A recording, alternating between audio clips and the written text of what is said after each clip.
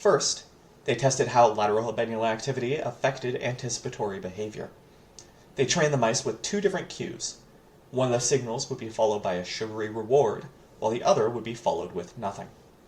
After 5 days of conditioning, sure enough, the mice could discriminate between the two cues and had signs of anticipation when the positive one was signaled.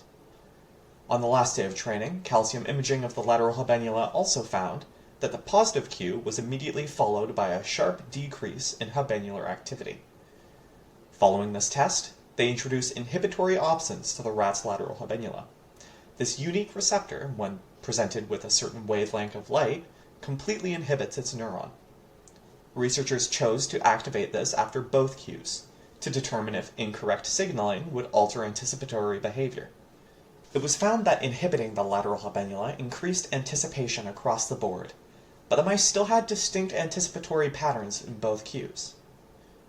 As a second test, they repeated the same initial training, this time with electrodes and infusion points implanted in the lateral habenula.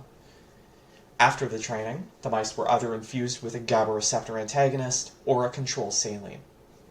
The saline had no noticeable effect, but the GABA antagonist was found to restore the changes brought about by the positive cue by decreasing anticipatory behavior and increasing lateral habenula activity.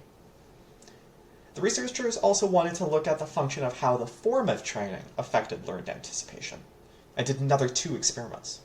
In all of these, during training, the mice were split into 2 groups, either a paired or unpaired training group.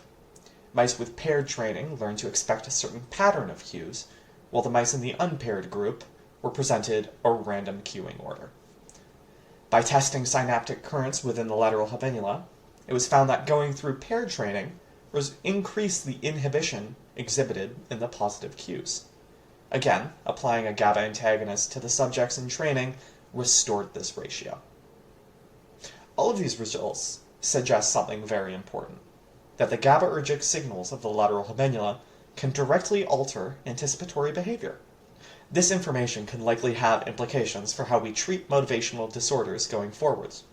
Next steps can be a more in-depth analysis of the relationship between the lateral habenula with its upstream areas, like the entopenducular nucleus and the ventral pallidum. So, while you're grading my presentation, just keep in mind that a part of your grade hinges on making sure that gets handed in by the end of class. Now, isn't that motivating?